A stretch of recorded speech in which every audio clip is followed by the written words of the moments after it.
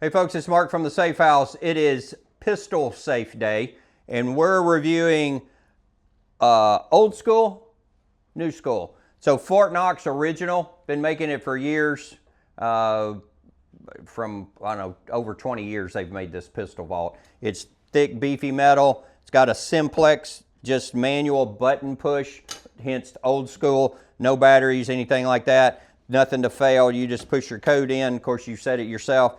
Open it up, and you can see it's got quite a bit of room in it. Mags, any kind of valuables, anything like that. So old school protection. New school, our top selling brand would be Vaultek, and they've got all your bells and whistles. And what I mean by bells and whistles is they're going to have four different ways to get in the unit. You can do a button push like this to open it up. You can put your fingerprint on it or open it with a key.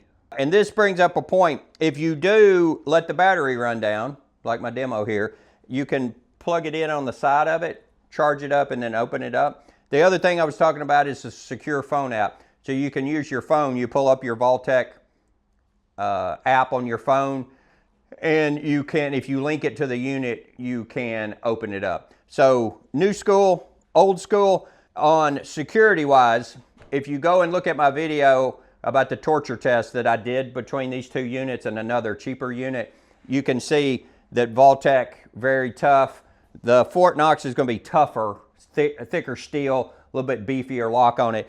But in this type of safe, pistol safe, Vaultek is very tough. It's got the two locking points right here, and to get it open, it takes quite a bit of work to get it open. So if you have any questions about old school, new school, pistol safes, any other safe items, give one of our 3 locations a call. Go down to that website right there, thesafehouse.com. Like and subscribe our videos. Have a great day. We'll see you again soon.